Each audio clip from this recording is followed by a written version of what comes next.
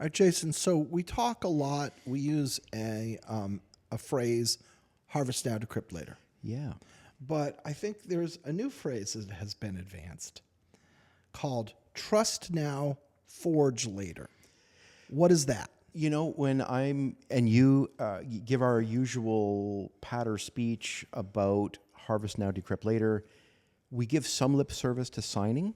In other words, if your organization who signs documents, perhaps your financial industry, healthcare industry, and you have documents that are going to live past 15 years, Yeah. you got to worry about those things too. Sure. And we kind of add that as an afterthought to harvest now, decrypt later. Right. We no longer have an afterthought. We have a term. Okay. Trust now, sign the document now, but worry about it getting forged later. Right. So I can take the document, I have it, I sign it, and somewhere down the road, I adjust it to be what I want it to say, or I make a new one that looks to be the same. Yeah. Exactly. So you and I have talked about deep fakes at length. We might, in the post-quantum era, end up with deep fakes of signed documents, which today is not possible. Right. Which is why when you and I are quite often asked about deep fakes, we talk about signing. Right. It's like As a solution. As a solution. If it's signed, If it's what it was when it was signed. If it's signed, it's It's signed. bit for bit identical. But yeah, sure. In a long enough quantum computing horizon, otherwise we wouldn't have MLDSA, right? The reason we have signing algorithms is because there's a recognition that signing algorithms are a problem. Now, the harvest now, decrypt later, the harvest and decrypt threat being so obvious and imminent has led to a lot of pressure for using chems quickly. And we see there's already a lot of ML chem in use today, right, as a result. But MLDSA. As a signature algorithm. You're going to need, but if we start to say, what are we going to do about signed code or a signed contract or something along those lines? Absolutely.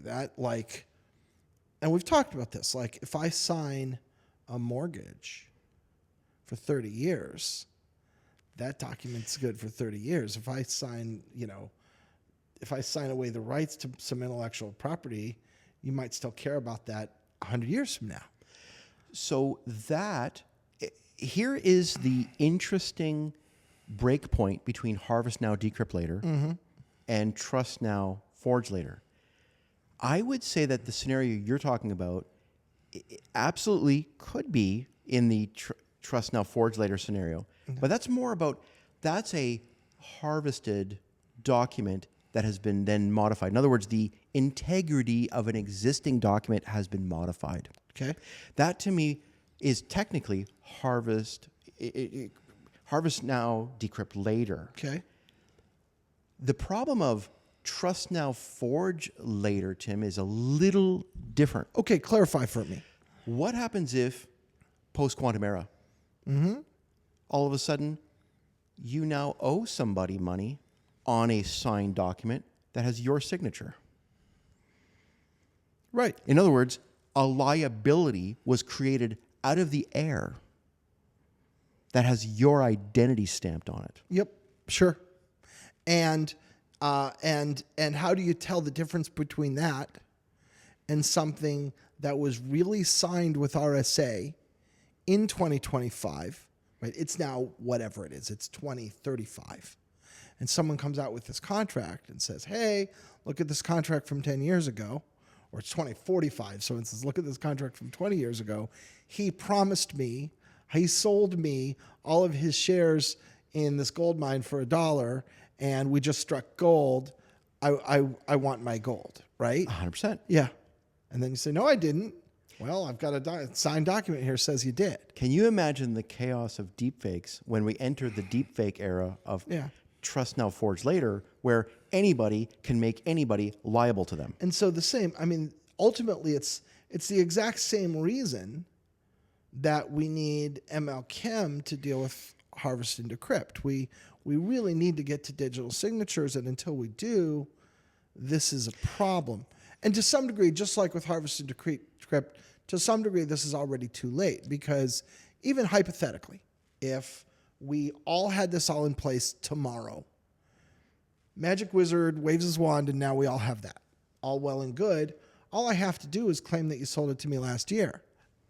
I heard the best one that I heard this week at Right. the ICMC conference was people, again, were asking, well, what's the solution to harvest now, decrypt later until we have everything's quantum encrypted? Well, if you can invent a time machine, Sure. unless you have that, I'm sorry, Yeah. unless Tesla comes out with a time machine, like Yeah. we have a problem right now. Yeah. So the whole point of having this extra little podcast about trust now, forge later, as a subset of the harvest now, decrypt later problem, is that it really does need to be thought of as a separate problem set of out of the blue, didn't have to be harvested documents that will be forged. Yeah.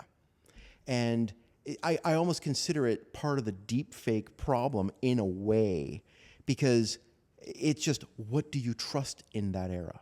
In other words, post-quantum era will have deep fakes on a level that render everything deeply, deeply broken. Yeah, it's like there's going to be an event horizon. And of course, this isn't one single discrete date, but there's going to be an era which, prior to that line in time, there will have to be some amount of questioning of the veracity of a digitally signed document. Just as there would be with, let's say, a wet signature document today. If I come out with my, here I am from my safety deposit box. I bought all your shares in 1980, right? I'm a billionaire. And then at that point, there would be potentially an evidentiary process of trying to figure out, is this a real document? I think we're going to run into a similar problem with digital documents. So if you've listened this far into the podcast, Right. I'm going to give you a little quickie. Remember we were talking about killer apps for blockchain? Yeah. We talked about the next killer app for blockchain would be AI, keeping AI honest, because it would serve as a high integrity log that even AI would have a hard time going back on. Right. Well, what happens? Remember, hashing is not as vulnerable to quantum computing. So therefore, using distributed ledgers and hashing as a concept to create hash-based ledgers, Merkle trees as an example, to put, just like we do with the CT log. CT logs are hashed-based ledger record keeping of certificates that have been issued by public certificate authorities, and you can't go back on it. You issue, and you put it there, and then all the warts and all the goodness is there. Right.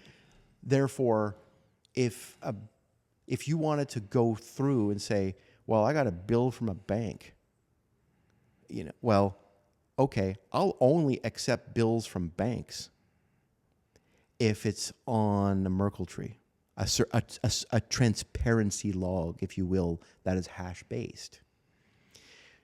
And I think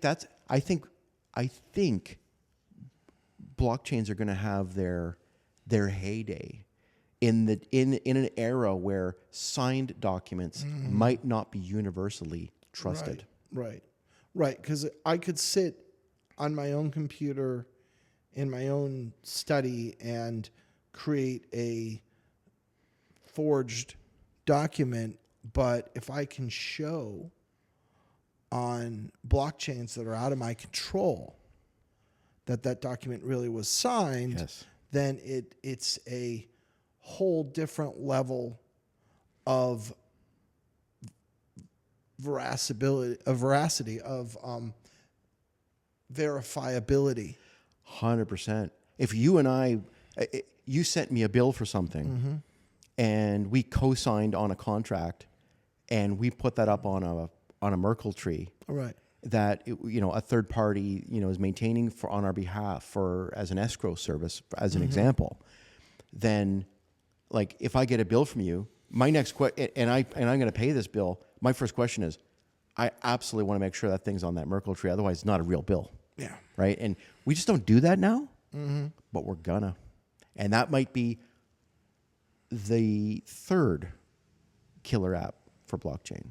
So there you go. All right. Trust now, forge later is a subset problem that I think people need to think about. All right. Fair enough. Jason, this has been Root Causes. Thank you, Tim.